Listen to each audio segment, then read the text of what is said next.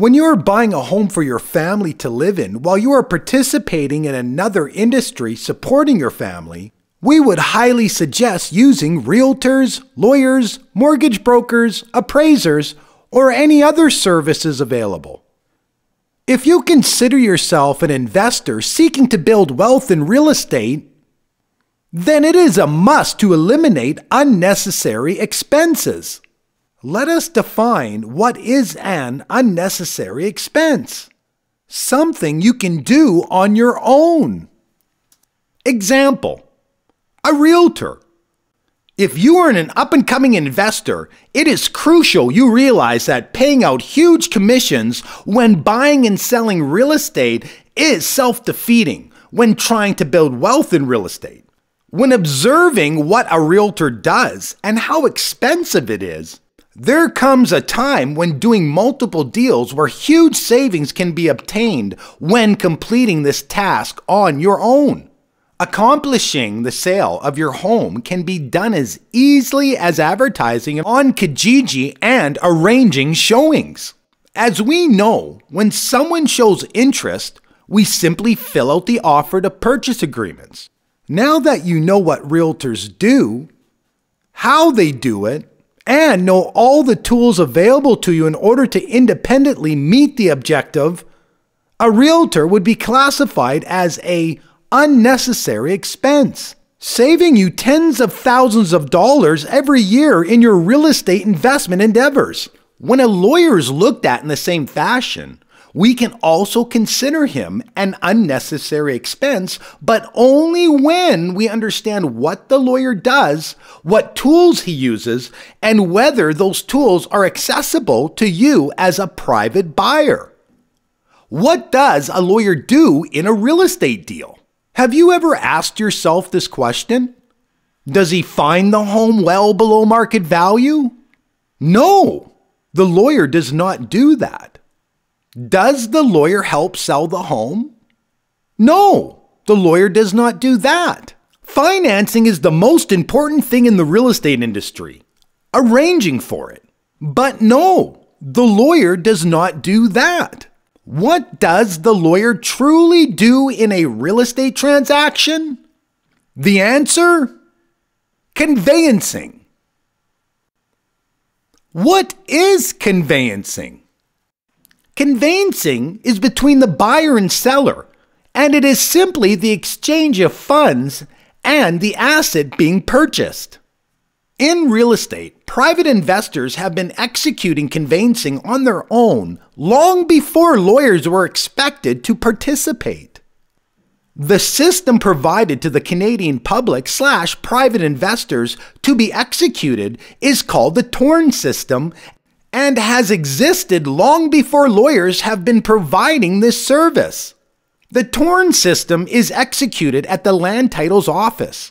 Therefore, the lawyer is simply getting between buyers and the land titles office and charging thousands of dollars where you could do this yourself. The average cost to execute this yourself is $150, whereas a lawyer can charge anywhere from $1,500 to $3,000 to you, the buyer, and another $5,000 to $15,000 to the private lender depending on the amount of the mortgage.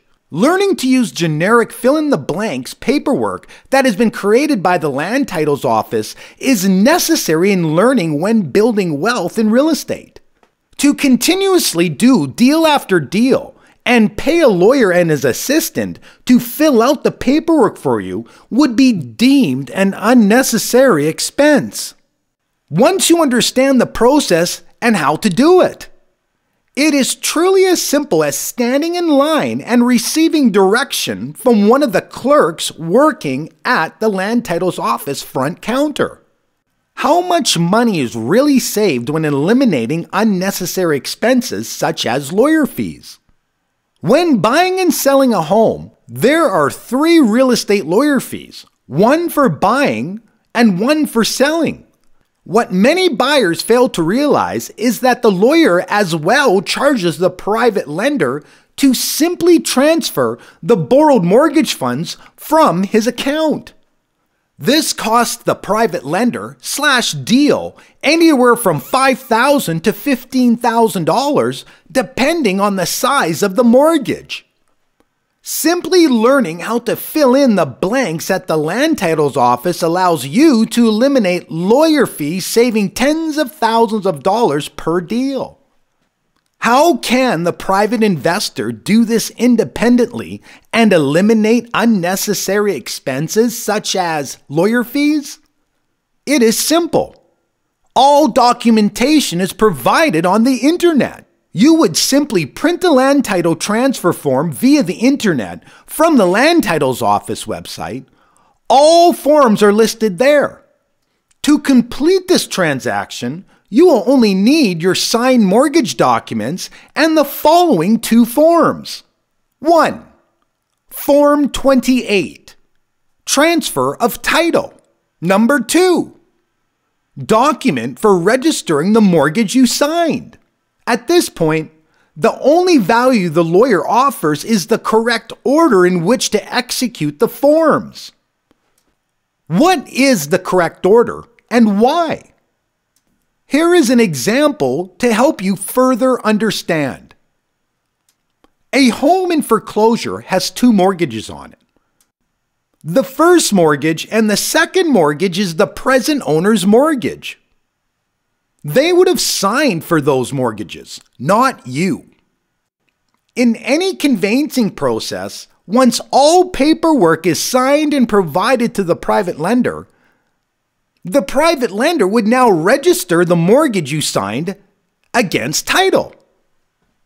The mortgage you signed is now registered on title in third position, securing the first mortgage position for your lender once he pays out all encumbrances. At this point, you would be registered as the new owner. Why is it done this way? It is to secure your private lender's first mortgage position once he pays out the first and second mortgages / encumbrances registered on title. Once he pays out all encumbrances on title, the previous owner's mortgages are popped off with your lender sitting in first position. This conveyancing technique ensures that the property cannot be sold from underneath you while making sure no other mortgages can be registered against the title while securing ownership of your new revenue property.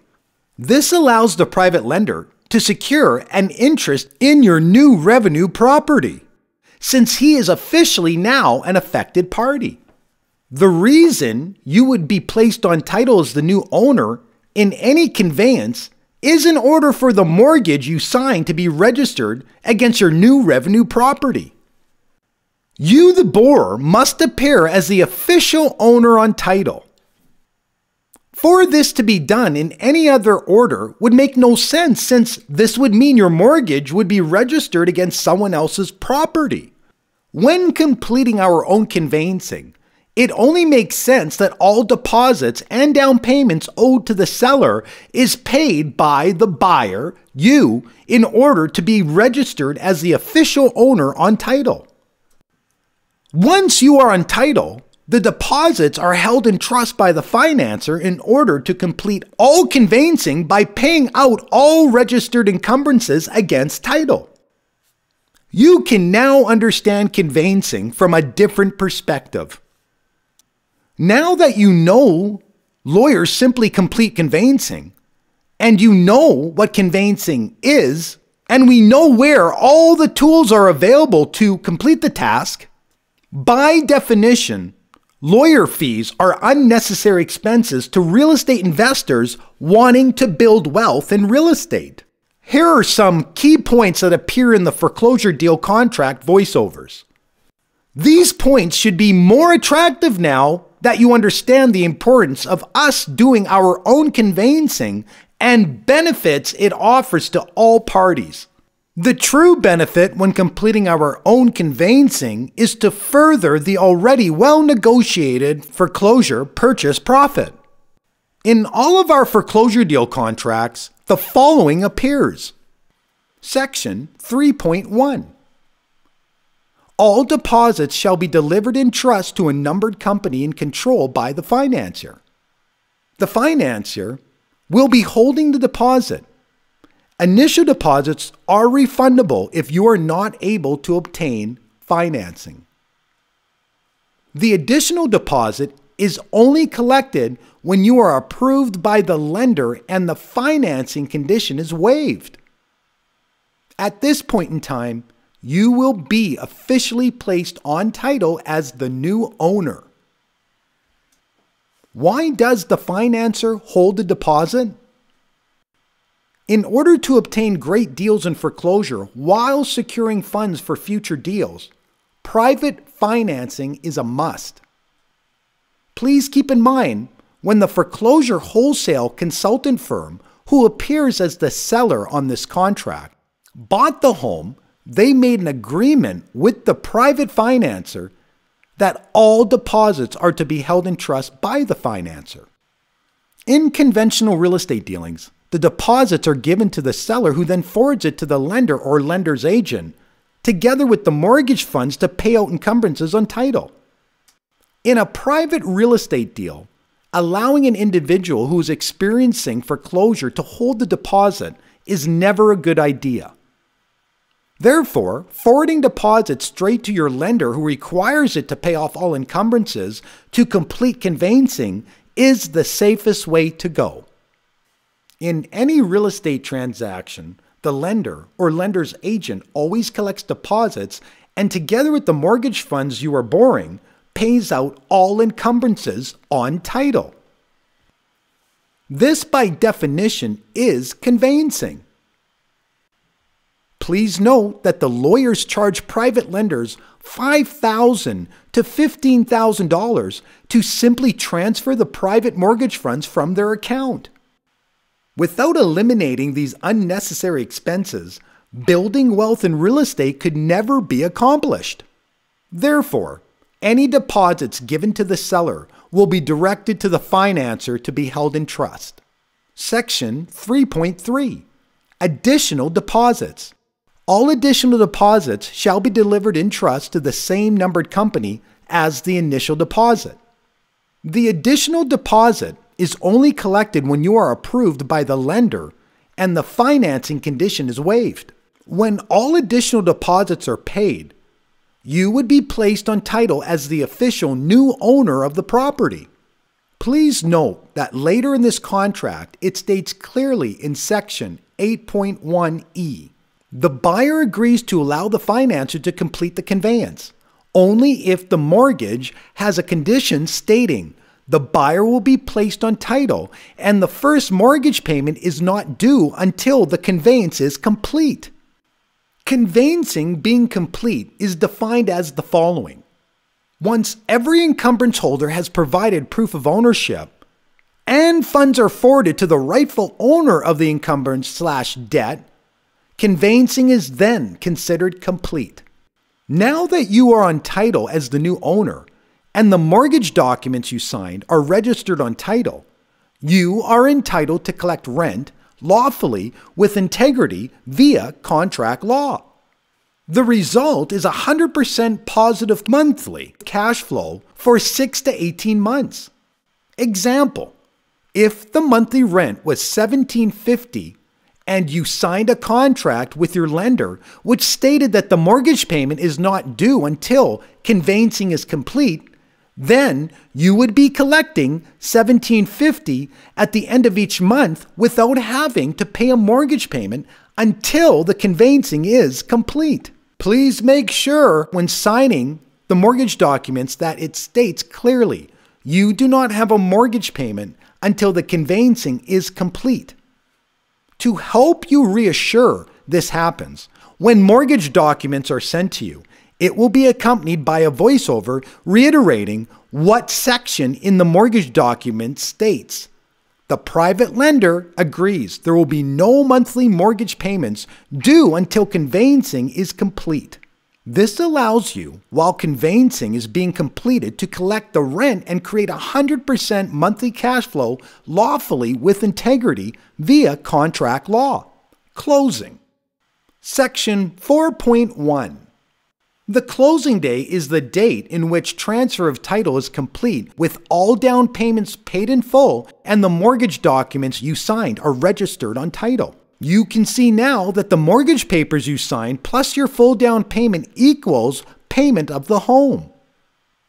At this point, the private lender would be simply requesting for all encumbrance holders to provide proof of ownership of the appropriate debt. The private lender then forwards the funds to the rightful owner of the encumbrance/debt in exchange for proof of ownership. Once every encumbrance holder has provided proof of ownership and the funds are forwarded to the rightful owner of the encumbrance/debt, conveyance is then considered complete. The longer conveyancing takes, the better for you. Conveyancing can take 6 to 18 months to complete. But keep in mind, the longer it takes, the more positive monthly income is collected by you. If the rent is $1,750 per month and it takes 6 to 18 months to complete conveyance, you would stand to collect $10,500. If conveyancing only takes 6 months, that would be 6 months times $1,750. But if it takes 18 months, you would collect $31,500. This would be 18 months times $1,750 before making your first mortgage payment. Coupled with the fact that you are purchasing the home well below market value due to allowing the previous owners to stay as tenants makes a great deal. Now that you are on title as the new owner and the mortgage documents you signed are registered on title, you are entitled to collect rent. Please make sure to be assured the private lender has signed an agreement stating you do not have a mortgage payment until conveyance is complete. This allows you to collect the rent without a mortgage payment lawfully, with integrity, via contract law. The closing date is the day your 100% cash flow begins. So remember, by using private financing and all parties doing the conveyancing together, larger profits are truly possible. Satori Investment Solutions Inc., a proud member of the Real Estate Council of Canada's accredited program.